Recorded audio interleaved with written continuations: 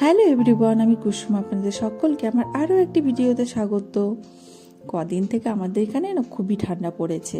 সকাল থেকে দুপুর গড়িয়ে যাচ্ছে, রোদের দেখা মিলছে না। আজও তাই মনে হচ্ছে রোদ আর বেরোবে না। মানে সকালের দিকটা ভীষণই ঠান্ডা লাগছে।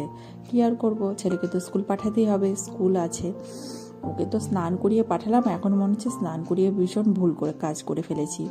মানে না রীতিমতো শিশির পড়ছে, মানে ঝিরিঝিরি বৃষ্টি পড়ার মতো। তো বেশ ঠান্ডা ওয়েদারটা হয়ে গেছে। আর আমার না অভ্যাসে পরিণত হয়ে গেছে, স্কুলে স্নান করিয়ে না পাঠালে আমার নিজেরই ভালো লাগে না। তাই ওকে স্নান করিয়ে পাঠিয়ে দিয়েছি। তারপরে সকালের কাজ সেরে বসে পড়লাম ব্রেকফাস্ট নিয়ে। বোনকে যা টিফিনে দিয়েছিলাম সেটাই আমি ব্রেকফাস্ট সেরেছিলাম, পরোটা আর সাথে পনির তরকারি। এই দিয়ে ব্রেকফাস্ট করে নিলাম। আর খুব চা খেতে ইচ্ছা করছিল, ঠান্ডা ঠান্ডা ওয়েদার বলে কথা। এদিকে দুধ বসিয়ে দিয়েছি, চা খাবো তাই। তো এই দিয়ে ব্রেকফাস্ট সেরে সব কাজ সেরে তারপরে দুপুরে বানিয়েছিলাম চিকেন কষা, ঝাল ঝাল করে বেশ। কেননা ঠান্ডা ঠান্ডা ওয়েদারে গরম গরম ভাত সাথে চিকেন কষা বেশ ঝাল ঝাল করে খেতে না যা ভালো লাগে, আমি তো খুব ভালোবাসি। আর সাথে আলু। বোনের জন্য ডাল করেছিলাম, ডালটা আমি খাইনি।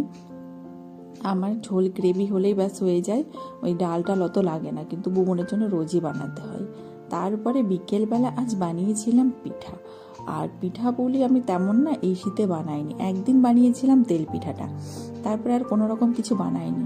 চালের গুঁড়ো ছিল, তাই ভাবলাম আজ বানাই দুধ পুলি। আমি দুধ পুলি খেতে ভীষণ ভালোবাসি, তো তাই বানিয়েছিলাম। আর এদিকে আটাটা মেখে আমি হটপটে ভরে রেখেছিলাম, কেননা যদি ঠান্ডা হয়ে যায় তখন আবার না গোল গোল পাকানো যায় না। আর এদিকে বানাবো পাটিসাপটা, তার জন্য এখানে নারকেলের পুরটা বানিয়ে নিচ্ছি। আমি পাটিসাপটা, দুধ পুলি, এইসব মানে পিঠা পুলি আমি খেতে ভীষণ ভালোবাসি।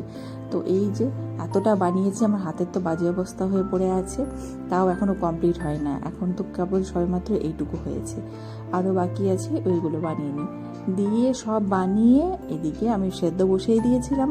তারপরে একটু ঠান্ডা হওয়ার পরে গুড়টা মিশিয়ে তারপর আরেকটু একটু গরম করে নিচ্ছি, কারণ গরম গরম অবস্থায় গুড় দিলে যা হয় ফেটে যায় দুধ। তো যে কারণে আগে বানিয়ে সেদ্ধ করে নামিয়ে দিয়েছিলাম, নামিয়ে তারপরে গুড়টা মিশিয়ে আর আমি একটু গরম করে নিলাম। তারপরে ওটা বানিয়ে এদিকে আমি লেগে পড়েছি পাটিসাপটা বানাতে। পাটিসাপটা কে কে ভালোবাসেন বলুন তো? আমি তো পাটিসাপটা এত বেশি ভালোবাসি, সে নারকেলের হোক বা ক্ষীরের হোক। আমি যেমন নারকেল আর ক্ষীর দুটোই পুর দিয়েছিলাম, ক্ষীরটাও বাড়িতেই বানানো হয়েছিল। মানে দুদিন ধরে দুধ রেখেছিলাম এই পাটিসাপটা খাবো বলে। সেই দুধটাকে জাল দিয়ে পুরো ক্ষীর বানিয়ে তারপরে বানিয়েছিলাম পাটিসাপটা। তো ভীষণ ভীষণ ভালো লাগে খেতে এরকম। কিন্তু সবগুলো বানিয়ে নিয়েছি, বানিয়ে নিয়ে তারপরে এবার খাবার পালা। আর এদিকে আমার দুধ পুলিটা পুরোপুরি ঠান্ডা হয়ে গেছে, আর এত সুন্দর পরিমাণ মতো হয়েছে। মানে এদিকে আমার নারকেল আর ক্ষীর দুটোই একে মানে মানে পরিমাণ মতো জানিয়েছে। এদিকে আমার পিঠাও কমপ্লিট, সব কিছু কমপ্লিট করে তারপরে বসে পড়েছি খেতে। আর পিঠা পুলি কিন্তু গরম গরমই বেশি খেতে ভালো লাগে। তাহলে ভিডিওটা আমি এখানেই শেষ করছি, দেখা হচ্ছে নেক্সট কোনো একটা ভিডিওতে। সবাই ভালো থাকবেন, টাটা।